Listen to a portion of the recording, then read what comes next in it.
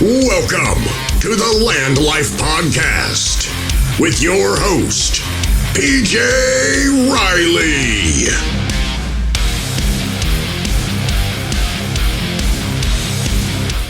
Hey guys, welcome to the LandLife podcast. My name is PJ Riley.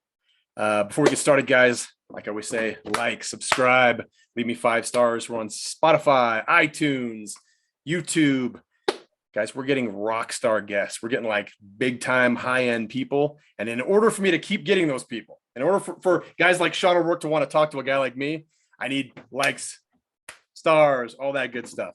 So today's guest, guys, is Sean O'Rourke, Tupelo, Mississippi. He's a real estate investor. He does just about everything in the real estate space that you can think of. Sean, if you can just give us a kind of a synopsis on who you are and what got you started and how you got to this point now. Yeah. Well, first, I appreciate you letting me come on, man. It's an honor to be on your podcast.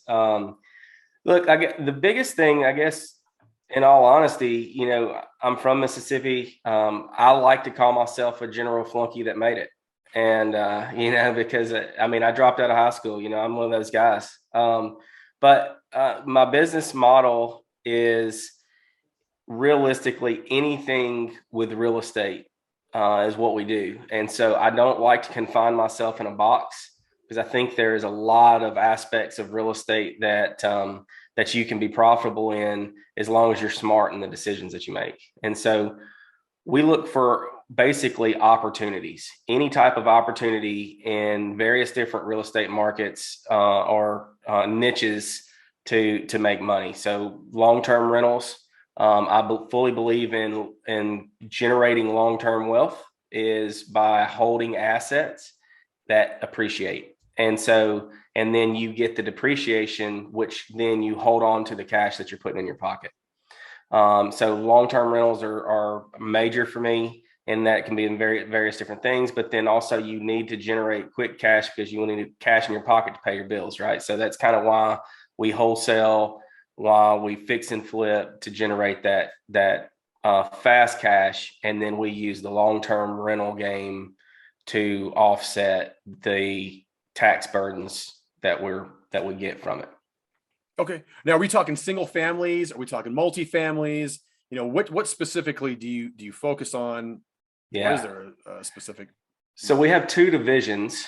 We have a single family division, and we have a multifamily division and multifamily and commercial.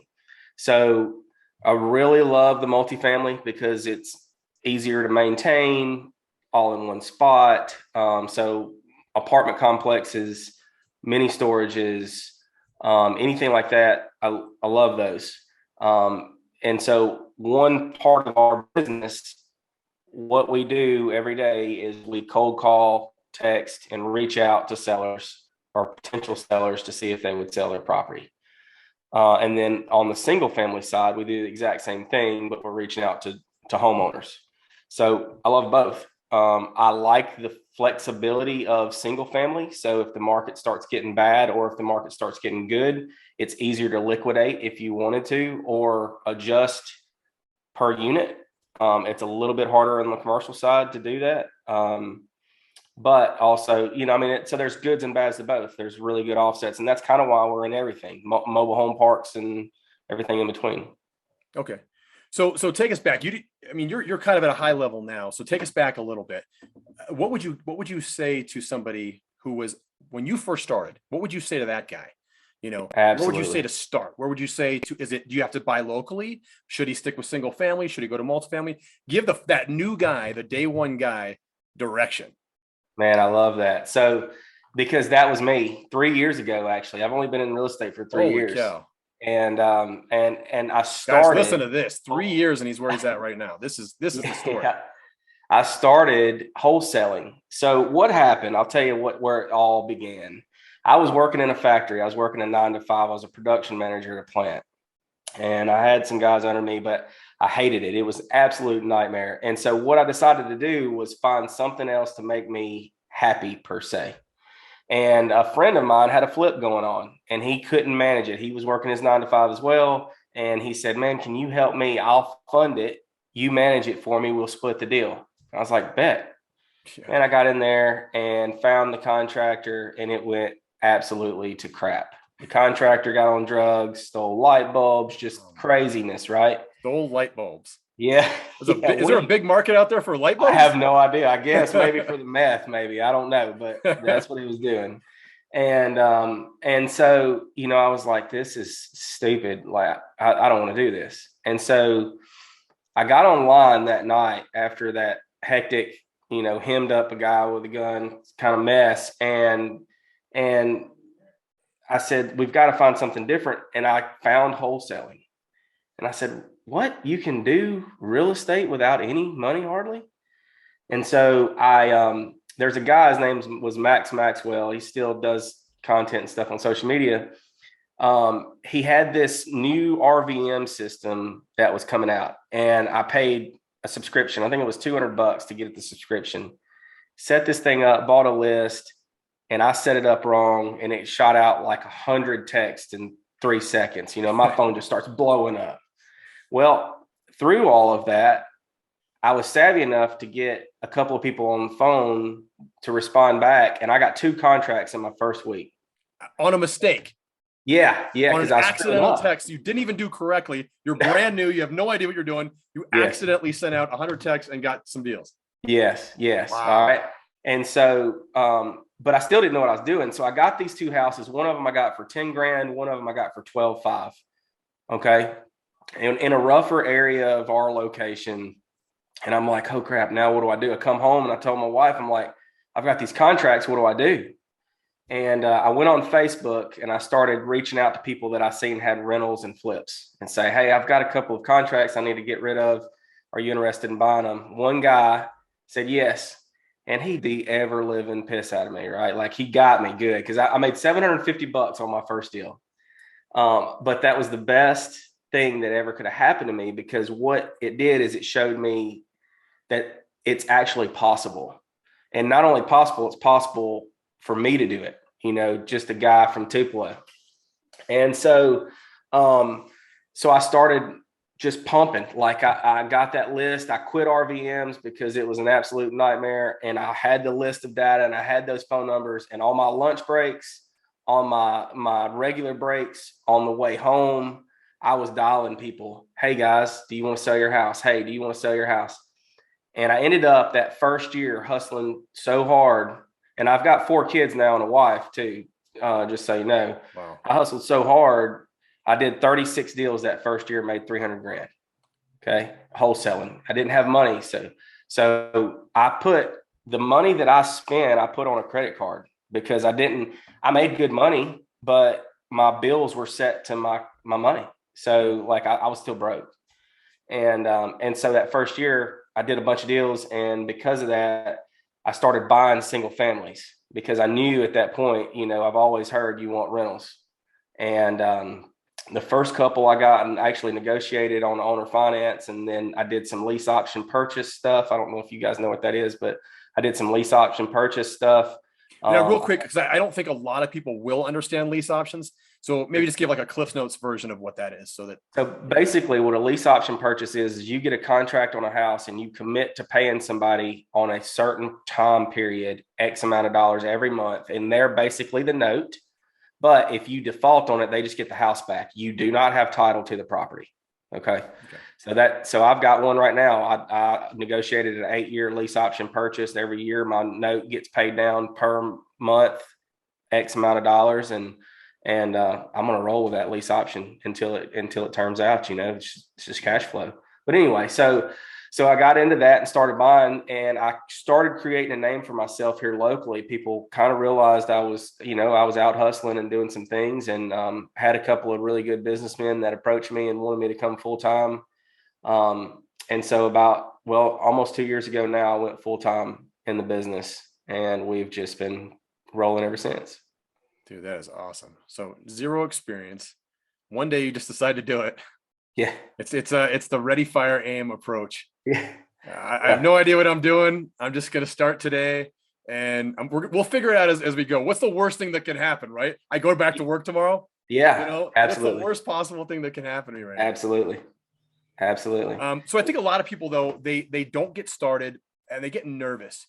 But simple preparation, simple like just researching a little bit about what's going on will give you a little bit more courage. What kind of preparation do you have in any given week to kind of get your week going? Yeah. Well, so consistently, I'm listening to podcasts of various different people, and I like a broader range of podcasts, from mindset to real estate to entrepreneurship, ownership. I really want to have the gamut of knowledge from people that are smarter than me, and so that's what I do normally. Is every day I'm going to have something on that's prepping me or getting me going. And so I love that part of it. I also have some guys that mentor me still, and so I reach out to them consistently. We talk about stuff, and whether that be religion or, health, or whatever, we talk about it all.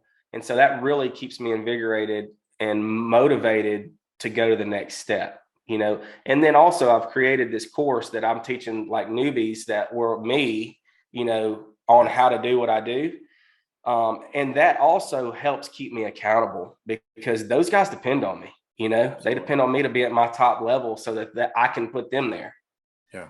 Yeah. You're passing it along. You remember what it was like to be that guy that was like, shit, I got to go to work today. I don't want to go to work. And That's it. what else is there out there? Like, what else can I do? Yeah.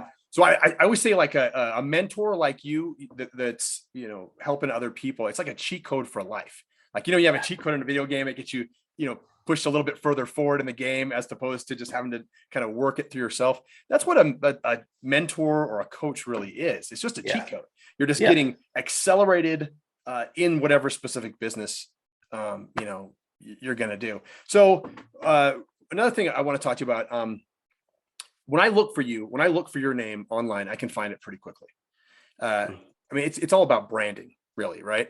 What do you attribute to your branding? Like, what do you do to get that name out there and to be so well known that people want to come to you and be coached by you and want to do business with you? Yeah. I would say the best bang for your buck, I guess is how you'd say it, is social media. So you have to be active on social media. I post every day. I have to post something on social media every day. And it's something that it may be just a 30-second, 20-second, hey, have you ever thought about using this type of contract instead of this type? Or this is a little hint to talk to a seller. And given those little pieces of content out there that's free is huge. That's one. The second thing is, I'm a full believer in care about people and not about profit. That's kind of what our business is based on. If you care about people, you'll make money, right? And so I really try to live by that, treat people that way, do good business, and people will come to you and want to work with you that way as well. And I mean, the other thing is, if you have somebody you aspire to be, or if you have somebody that that you listen to and look up to, I'm a firm believer in figuring out how in the heck to get a hold of them and contact them, because that, I mean, ultimately that shows grit. And even if it costs you money, even if it costs you a lot of money to get into that room with them, I guarantee you that money spent then is going to, go on its own trajectory of what it's going to do for you and your life and your business. Yeah. It's funny too. I saw this thing on Facebook the other day that says, like, people will pay $50 for fast food, but they won't pay $50 for a gym membership. They'll pay, X amount for a college education, but what's it, 20,000? I think the cheapest university in the state I live in right now is $25,000 a year. Wow. That's the cheapest you can get into. But, people will do that, but you'll tell those same people, hey, call Sean.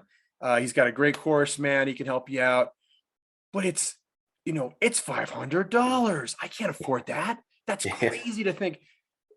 People are willing to do, they're willing to go the college route. They're willing to do what they've been told their whole lives, but they're not willing to, to invest basically invest in themselves. Really, That's it. That's what they're doing. They're investing in themselves. Yeah. If a college, if that $25,000 doesn't work out and their underwater basket weaving or their philosophy degree doesn't pan out in life, they're like, oh, well, at least I have a degree. I have something to fall back on. But think about it like this. If you're working with Sean, though, or working with a mentor or a coach, you have a skill that you can actually put into work right now, today. You can jump online and get to work today. Whereas the vast majority of college, degrees don't really get you. I'm going to go off on a tangent here, but you kind of mentioned, you liked helping people, working with people. What about relationships in the business side of things? Business to business type stuff. Yeah. How much do you attribute your success to building relationships with, contractors, cleaning crews, different people that can kind of help you out? Yeah. I would say that's probably the biggest hurdle at some points, but it's also one of the best escalators in your business. And the reason I say that, like, I've got a good friend, we were talking about selling to institutional buyers, hedge funds earlier. Mm-hmm. Well, I would never have started that, I don't think, until a buddy of mine brought it to me. And he's like, Sean, he's like, I've started working with these institutional buyers, and, let's try to do one together. And we did one together, and we're like, holy crap. And then it just kind of escalated, and I'm fair with him. We split it. It's a whole lot easier. He handles the back end of it. I'm basically the company here now. We're just a acquisitions company. We're a marketing company.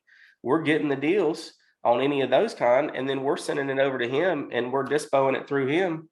And so he's on the back end.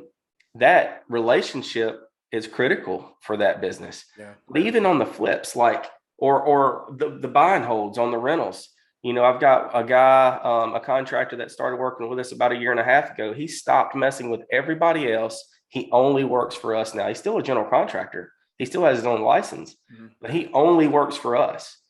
Well, the reason being is because we're fair on price, but we keep him busy. He doesn't have to sell anymore. All he does is go one to the next, and he knows that. So he stopped marketing, those kind of relationships. But at the same time, I can call him and I can say, hey, bro, I need your help. Yeah. And he's there, and he's there to help us. Yeah. Those are key. Absolutely. And how did you meet that guy? So running through flips. Okay. We were going through flips, churning contractors. I mean, a lot of that is lessons learned. Like, I fumbled through it. We didn't know what we didn't know. We were just giving her heck, had the foot on the floorboard and finding out, figuring out, making mistakes. The solid thing is we've only lost money once on a property. We lost $3,000, but it's a write-off. So in all honesty, did we really lose money? Probably not. We saved money on taxes. So, but we had to learn, we really that's part of the process. That's part of the real estate process is you have to find those people. You can vet them. I'm not great at vetting people when it comes to, I want to think that people have the best intentions at heart, and sometimes they don't. Sure. Yeah, guys. So if you're listening to this, we got a guy here who started with nothing, went out, worked a business, made mistakes, and he's out there meeting people now that are going to propel him into the future. So get out there and talk to people, be yourself. If you're a guy like Sean, you just want to help people. People are the guys at the top. I mean, I think a lot of us get really nervous talking to the new guy. Let's say, Sean, in your industry, there's a guy 2 steps ahead of you. He's 2 steps above you. People get nervous talking to those guys. Don't get scared. Go in there and talk to them. The worst they're going to tell you is no. Don't be afraid. Go up there, talk to them. Hey, my name is Sean O'Rourke. Hey, I do this in Tupelo. I do this over here in this county.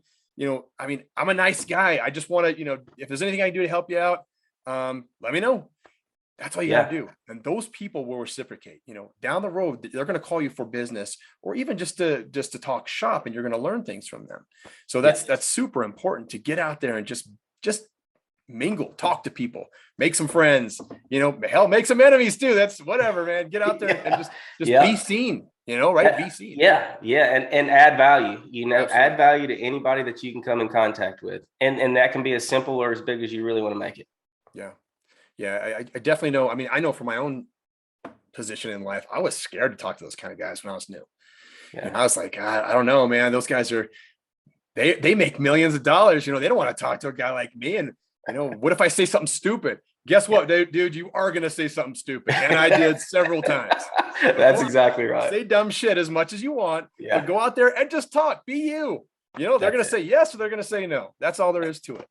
How many deals are we at now? I mean, you started it 3 years ago. Just for like somebody to put some numbers to this, how far have you gone in those 3 years? Yeah. If you can even count that high. Yeah, it's so in 3 years, I've built $14 million in portfolio and 14 million in assets. Doors wise, I would say we've probably gone through 180 to 200 doors, probably, as far as flips or wholesales.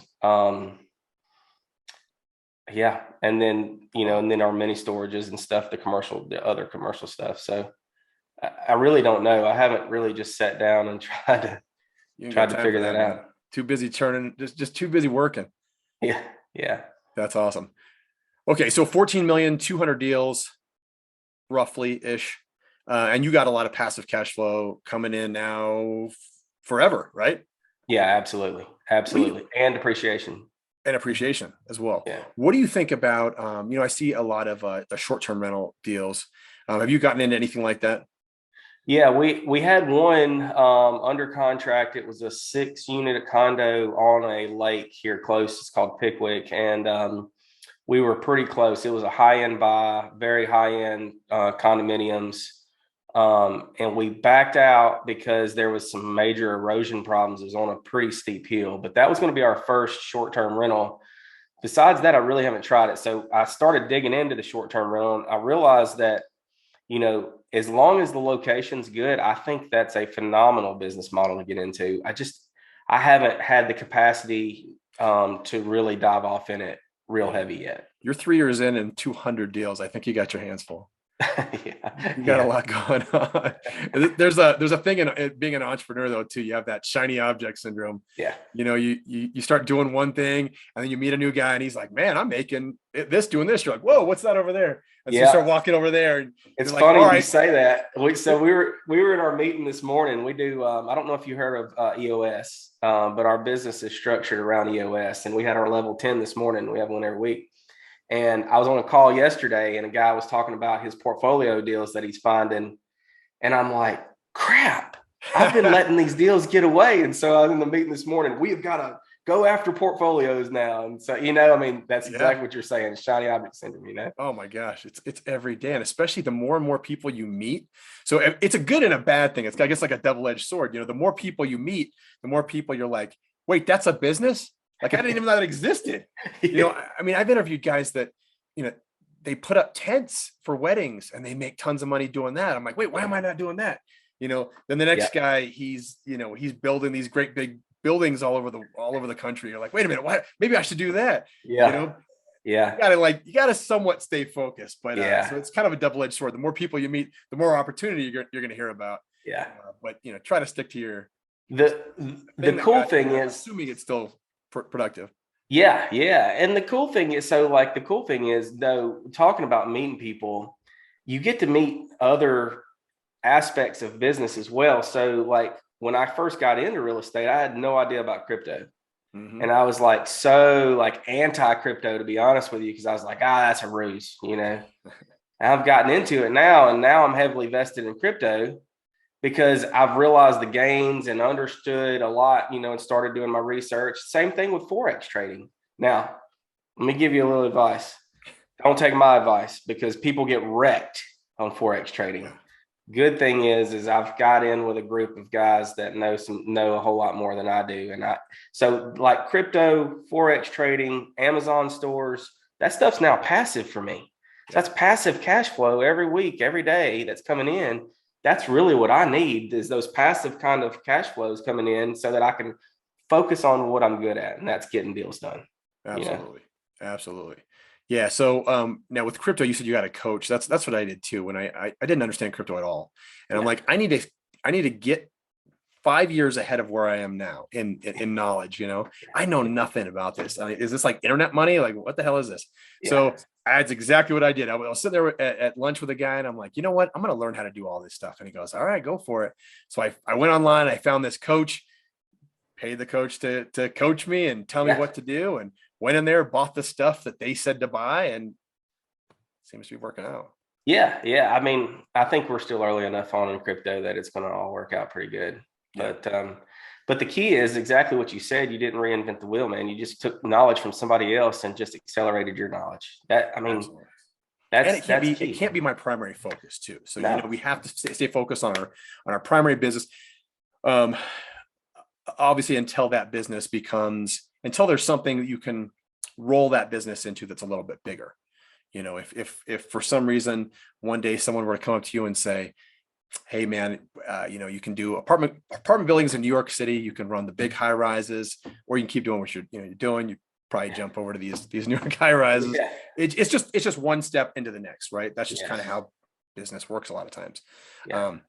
But as far as time goes, you got to really be careful with your time. You can't be spending all day looking at the crypto on your phone and running over here and doing your Forex and writing your book, and then, then go and deal with deals, and then, beachfront property tomorrow. There's just so many different things out there, but you got to kind of stay focused. Real quick, what would you, we kind of like went off on a tangent here, but sorry. No, you're good. I do that. This is what I do. So I go off on tangents all the time. So advice to like a new person, a brand new entrepreneur, they're just starting in whatever field. What's your advice to these guys? Yeah. First thing is, doesn't matter what you're wanting to do. You do not have to have a lot of money to do it. You don't. You just have to have the willingness and consistency, and you'll start and get started. The second thing is, you don't have to know everything about what you're going to do. You just need to get in there and do it. And stop. Don't allow yourself to get into this. There's a saying. It's called analysis paralysis. Don't get into that. Just go do something.